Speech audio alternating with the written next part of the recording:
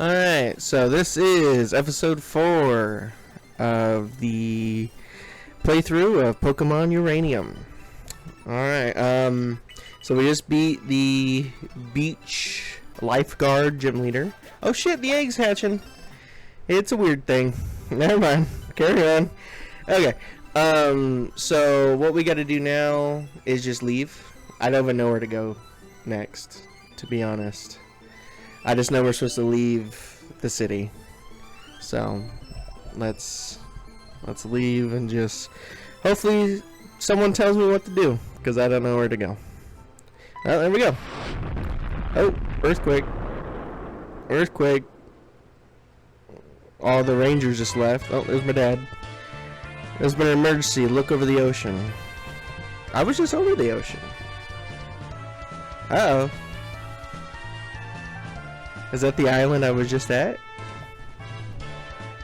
Look at this beautiful palm tree. Yeah, the power plant I was just at just blew up. After 10 years, I can't believe it. It's like poetry, it rhymes. I have to go to the island. People are in danger. This time I'm going to make a difference. For you, Lucille. He's been waiting for this. Area is dangerous. Waves of radiation will soon be hitting the shore. You need to get out of here. So he's giving me a ticket to get on the ferry and go the opposite direction of where the explosion is. Honestly, I don't know how long it takes, because it's obviously not like a nuclear meltdown where it's like a nuclear bomb, so like we just got hit instantly by radiation. So perhaps it's like a spill, so it's like slowly going through the water. So perhaps that's what it is. So as you saw here, a ranger tried to use their styler to control this Pokemon, but it was nuclear, so it refused to listen. So I had to defeat it.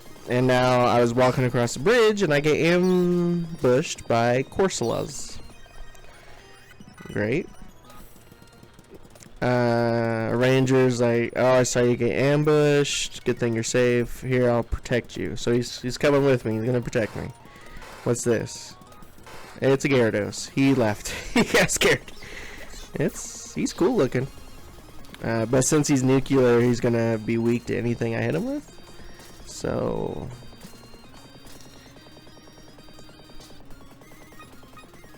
yeah, so he's gone. No biggie. Oh, grew that level. Oh, I learned Faint and Tag. Get rid of Beat Up. I hate Beat Up. He's like, oh, sorry I ran away. I was scared.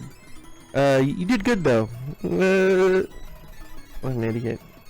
He's left. He's like, I ain't following this kid. Alright, so we made it to the boat. Says feel free to take a nap. Okay, well, we're safe from the radiation. So we're just on a battle boat like the SS Anne. SS Anne was cool. I wish it was like how it was in the manga and the show. How it was like an actual like boat where you could do things. Like you literally like get on there, fight some people, fight Gary or Blue. I guess Blue.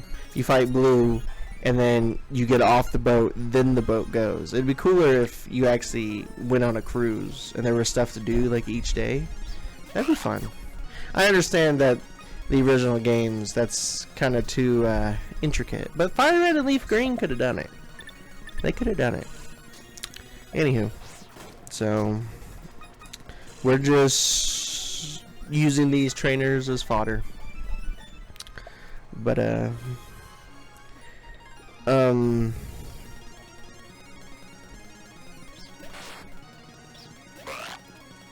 was reading a comic, and it was based off Pokemon. But what if like Ash was a fuck up and was like a 30-year-old man instead of a 10-year-old kid? And it's really funny, but one of the scenes is taken straight from the manga. So apparently in the manga, I don't know if it was a Kabutops or a Scyther. I'm not sure. I think Kabutops. It cut an Arbok in half. Just like straight up killed it. And it apparently was Koga's Arbok. And so they used that scene for defeating an Arbok by one of the Team Rocket grunts. And you're like, oh shit, like I remember that. Poor Arbok, right? But then every comic after this, it has a extra panel, and it shows the Arbok got saved, and it's in like rehab to gain its strength back. And I was like, that's cute. I like that. But the comic's funny though, if you ever get a chance to look at it.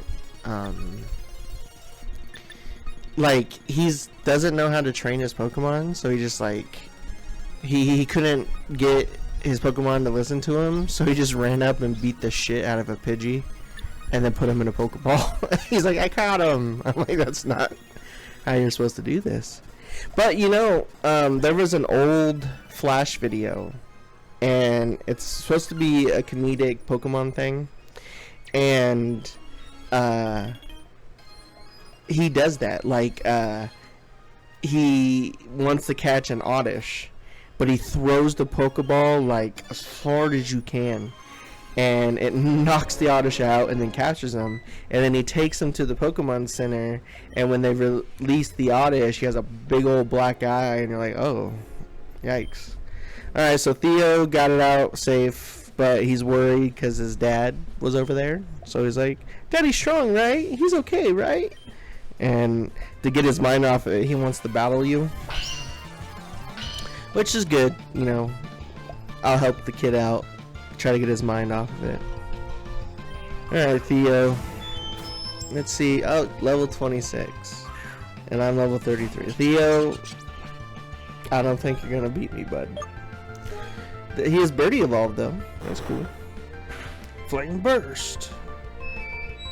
One hit kill. Oh. Theo, you're not gonna beat me. What's he got? Siblu? Isn't that like... I swear that's like almost identical to a name of an actual Pokemon. There's Sableye, I know that, but I swear there's one even closer. Anyway, defeat him real quick. Oh, got Bubble Beamed. That should hurt. Yeah, more than half. And it slowed me down. I still think I'm faster than a snail, though. I wasn't. I got lucky there. I was not faster. Alright, what's it got next? Spritzy. That's a fairy. That isn't a new Pokemon. It's a real Pokemon. Now, I believe if there's any old Pokemon in this game, it means they can evolve into a new Pokemon. So, Dunsparce, this Pokemon, Eevee, as long as they can evolve into a new thing they made, they're in it. So he probably can evolve into what he normally evolves into and something else. I don't think he evolves again. You know, like if you give him this held item, he'll evolve in this. Give him this, he'll evolve in something else. So I assume they gave him that Pokemon to show you the other evolution. I doubt we're gonna get a Aroma S or whatever it's pronounced. So that'd be cool to see what that looks like. He's got a Lunar Pup. But I know what type he is now, so I know I can just hit him. He's just fighting ground. One hit kill. Alright, here comes his last Pokemon. I assume. Let's see. Level up. Rain stopped. Yep. His last Pokemon. It should be a starter, so we'll send out a fire type. Go Roho! Oh! His starter evolved! Okay, see that looks more like a Digimon. And why the floral pattern? That just seems like dumb. Oh, he's still grass metal. Well, bye. Good luck, good try. Level up. And that's the fight. No, it's not fair. Sniffle, I thought Dad's in trouble, and I can't even win a battle. Ah! Just leave me alone. Well, I did not make the kid feel better. Alright, the boats made it, so I'm gonna talk to the guy. And I got nothing for it. Okay, let's get off this boat. Route 8. Oh, Miracle Seed. Worthless. So, I guess we just got a bunch of trainers to fight now. What game was that where you did travel on the boat? Was it Emerald? I think it was Emerald. No, because that was just the normal boat. That was like from Dewford to Petalburg to Slateport. I want to say there was another game you rode a cruise ship, but you actually went from point A to point B. Maybe I'm mistaken. I don't know what level our sheep evolves at. He has to be getting close.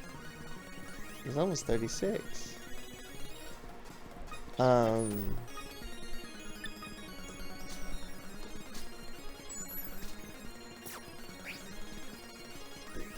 The Pokemon dub has finally caught up to the ending of Pokemon, and it has the epic battle between Pikachu and Charizard at the end of the show. But it has the original American theme song, like I wanna be the very best. That one over, like implanted over the scene, and I haven't watched the Pokemon show and I don't know how long, but I still got chills. I was like, oh my god. And what was even crazier, before it, we thought Pikachu was knocked out, and so Ash lost. And all of a sudden, like, Pikachu's in like his own head, and he's hearing things. And so the first thing he hears is literally what Ash said to him the first time they ever met. And then all the original, your Bulbasaur, Squirtle, Charizard, all were talking to him, saying like, "Get up, Pikachu, you can do it." And yeah, I got emotional. And he gets up and he goes Super Saiyan 2 and defeats Charizard. But another cool thing about it is what was I saying? There was one other thing I wanted to mention. Oh, it's like poetry, because when Ash lost his first Elite Four attempt, it was because his Charizard wouldn't fight the Pikachu, so it was Charizard and Pikachu again. And so that was pretty cool. I don't think they really planned it that way. It's just Leon, of course, uses Charizard, you know. But it was just cool that it happened again, but the opposite. So it's cool. You should watch it. They saved all their budget for the final few episodes of that season, so they went all out with the animation. It looks so crisp. It looks great. You know, Journeys, Pokemon Journeys, the was like a mini series, and the animation was amazing on that. And I was just like, wish they could just make a Pokemon anime, like a real anime, not just for kids. Like it can still, kids can still watch it. I'm just saying, not made specifically for kids, and have that level of animation and a good story to go with it. Oh man, it'd be so good. But yeah, if you should look it up, it's really cool. I'm gonna teach Aerial Ace, give him an extra move set.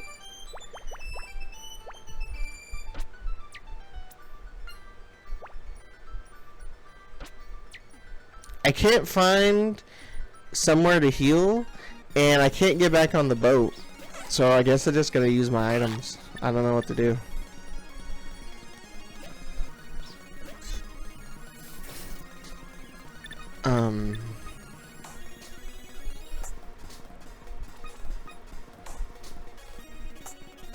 I heard a crazy story the other day. So, this woman, she had cancer, stage 4, and she wasn't doing chemo or nothing. But all of a sudden, her heart was like giving out, and so she went to the emergency room. And yeah, they're like, okay, you're going like AFib or whatever. We need to start doing chest compressions and stuff like that. So they bring her into the ER, and they rip open her shirt to be able to see her chest, to put diodes and whatever on her. And when they rip off her shirt, she's covered in this like oily substance, but it's too thick to be like lotion, but it's not like baby oil. But you know, they don't have time to like figure out what it is. They need to start getting to work on her, so they just ignore it. And she her oxygen's dropping, so they put an oxygen mask on her. And when they put the oxygen mask on her, they notice a horrible garlic smell, like way worse. Like, say if I just ate a clove of fresh garlic and then breathed in your face, that's nothing compared to the garlic smell they were smelling. But they were like, you know, whatever, we'll figure it out later. She's dying. So she starts flatlining. So they're like, okay, chest defibrillator, get the defibrillator. So they get it. They start using it, and all of a sudden one of the nurses pass out. You're like, oh, I guess stress or something, keep defibrillating. And then like two more run out of there saying that they're gonna like throw up, and then they pass out. And so like people are just falling left and right, and she dies. They are able to save her, but people keep passing out or feeling like they're about to, and so they are like, oh shit, there's something going on. And so they evacuate the whole ER. And then they get like hazmat people in there to come in to give the all clear, and they correctly guessed that it was coming from her, whatever was making people pass out. So they give the all clear, but they put her body in a metal container, like to trap whatever is happening inside of there. So they give the all clear, everyone comes back in. They're not able to find anything though. They're like, I don't know, everything seems fine. So they had two independent people come in to assess and give their final verdict of what happened. And since they couldn't find anything, including in the autopsy of her, they were like, mass hysteria. And only the women passed out, so the women were just crazy. And remember, this is like the 70s or 80s, so not great. But then you look at the two oh, hold on, we're evolving. Oh, frog boy, come on, baby. Do do do do do do do do do. And I like that. I like that. Welcome. Anyway, so they are able to figure it out. But anyway, so they said it was mass hysteria because only the women fainted, and like, oh, they were just, you know, hysterical. But the crazy thing about that, you were like, oh, that's sexist. Fair, it is. But the two people who assessed and labeled it as mass hysteria were also women. So you're like, okay, friendly fire. Anyway, but one scientist, was he a scientist, researcher? I'm not 100%, could have been a doctor, was like, no, that isn't what happened. Something was happening. And so he was looking into it more, because he wasn't there when it happened or anything. So he was looking into it more, and two of the people who passed out, they were in the hospital for weeks. One for 1 week and one for 2 weeks. And the person for 2 weeks, she was messed up. Like, it messed up the cartilage in her knees. And something else, like, she was messed up. So it's like really messed up to tell her to her face, oh, it's all in your head. Nothing actually happened to you. And she's like a nurse, and she's like, no, I'm not making this up. So anyway, the researcher's like, yeah, something's going on. So he got permission to do an autopsy again. And mind you, it's been like months since this has happened. And he was like, you know, I'm going to run her blood through like a mass spectrometer. We're gonna figure out what was in the blood. Oh, hold on. So what I'm doing here is it's like a mini game, and you have to make it through the cornfield without these aliens seeing you. And I'm really bad at it, but eventually I will persevere. Well, anyway, so he puts the blood through a mass spectrometer to run it for everything, not just the normal stuff. And yeah, sure enough, there's nothing there. The only thing he could find was an elevated certain substance in her blood, right? Which wouldn't kill you or make other people pass out. But he was like, okay, let's research what this substance is. And so he figures out what it is, and it's a substance that can easily go into your body, but it dissipates really fast. So like if you put some in your body, it would be gone in like an hour. So, but when he looked at the blood, there was like 15 times the amount you were supposed to have.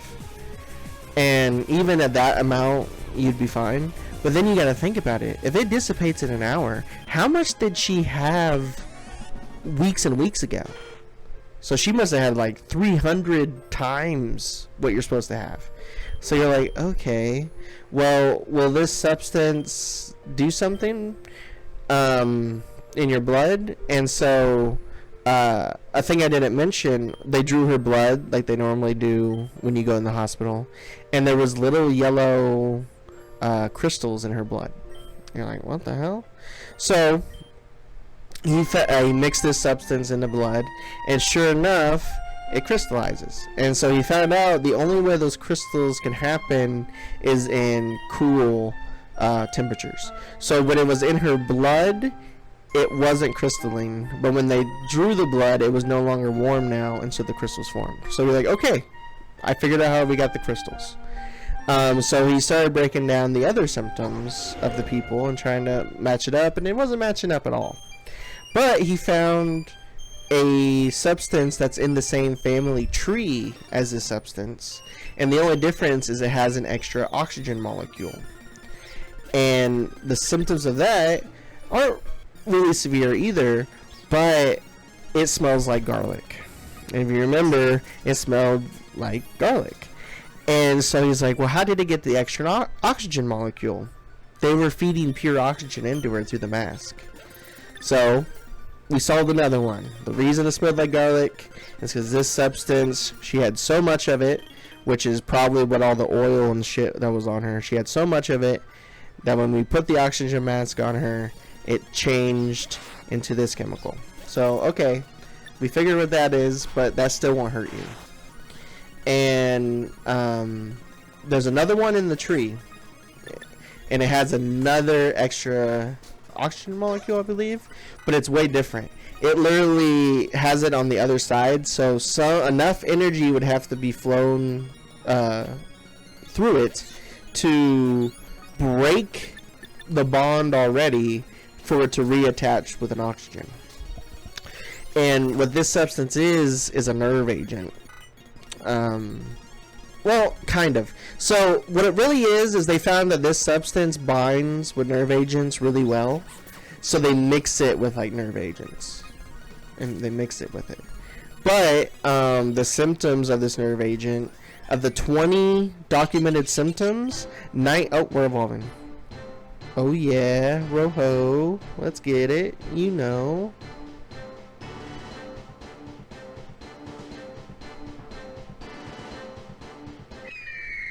Well, that's cool.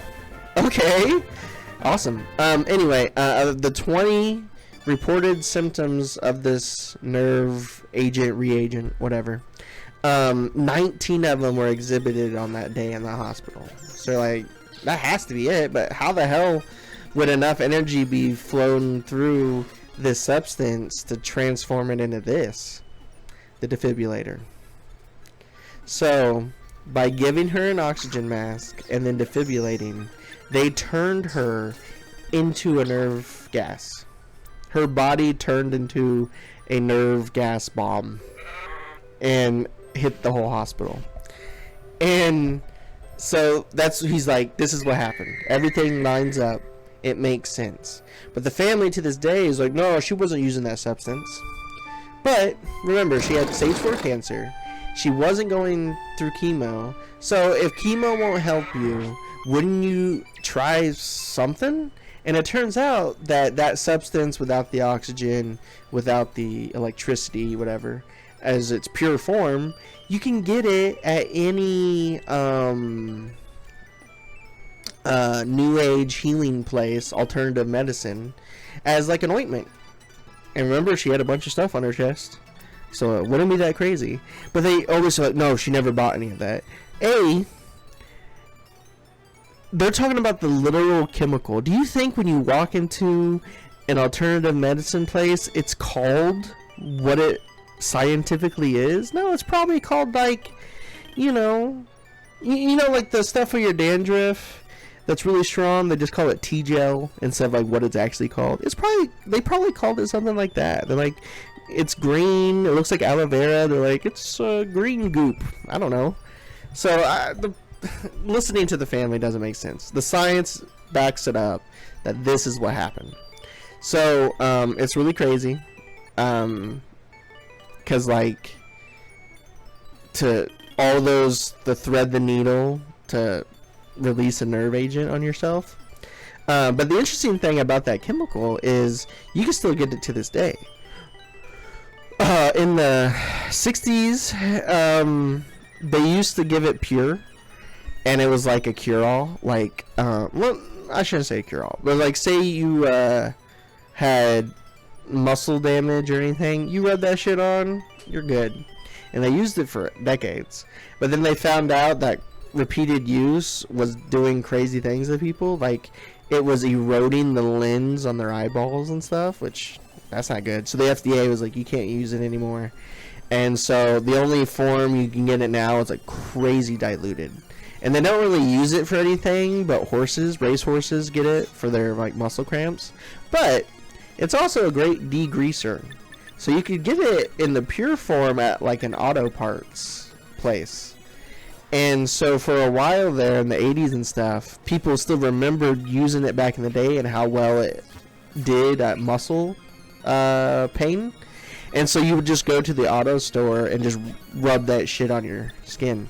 Probably not good, but literally people said like you'd be so sore, can't move, rub it on, next day, not sore at all. So it definitely did its job.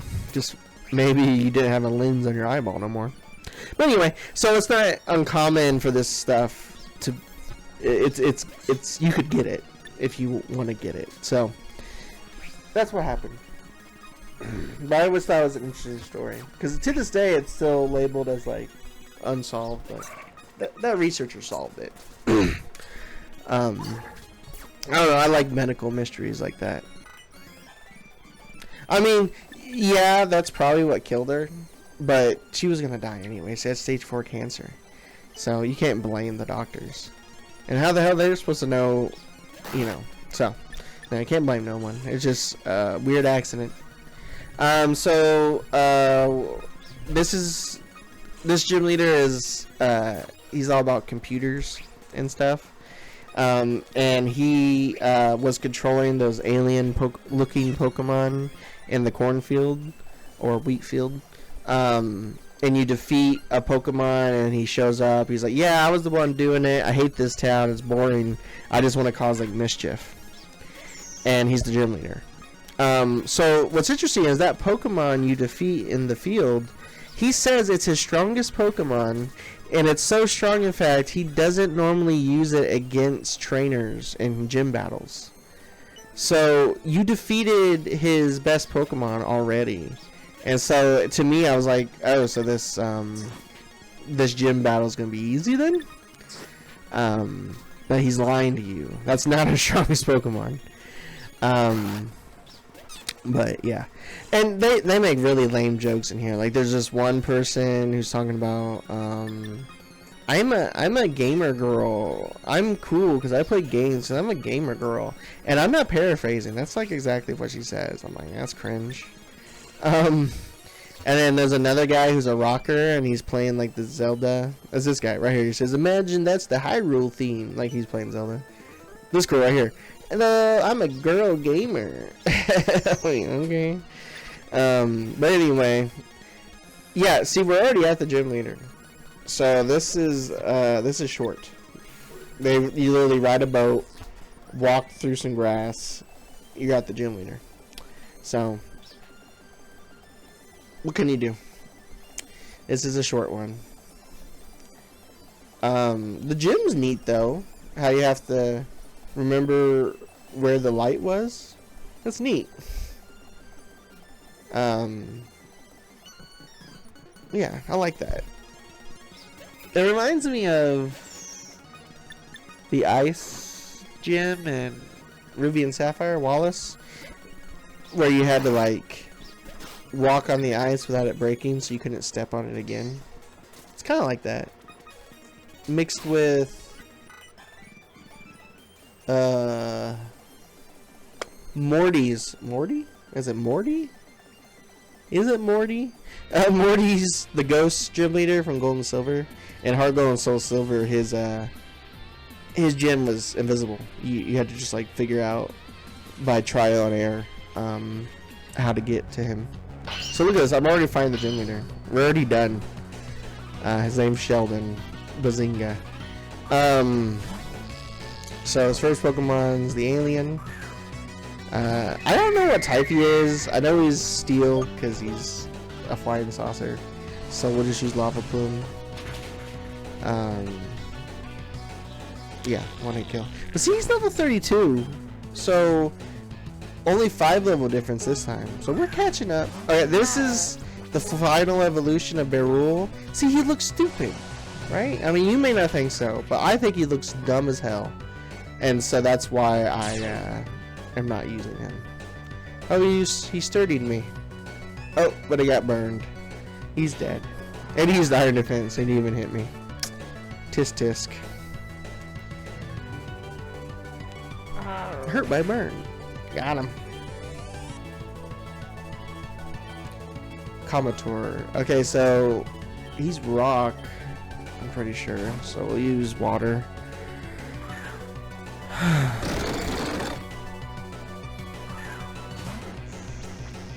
Oh, he's the evolution of the rock guy we fought inside that cave. That's cool.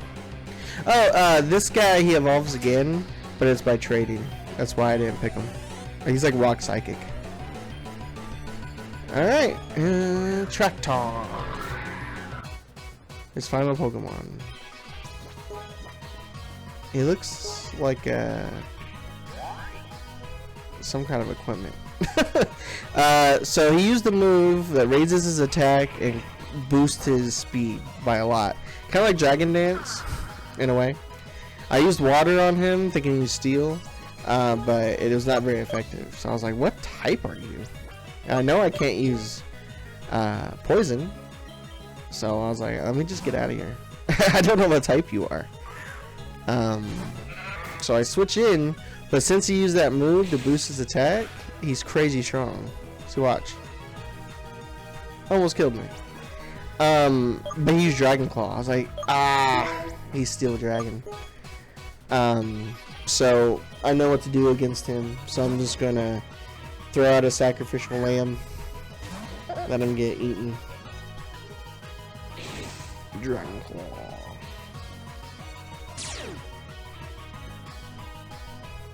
Well, I get an extra turn, so let's heal someone. At least. What do I got? Super potion. There you go, sheep.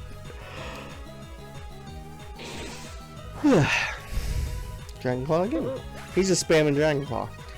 Alright, well, I don't have an ice move. I don't have a ground move. I got fire. Which dragon is resistant, the ice is, steel is weak, so it should work. We'll level. Oh my god, he's faster than my fastest guy. Oh my god, he almost one who killed me. Lava Plume. Oh, got him. Whew, thank god. Level 38. And I beat Sheldon. Well, that's really it for this one. It's a short episode. We'll be back with episode 5 tomorrow. And until then, I guess I'll talk to you later. Goodbye.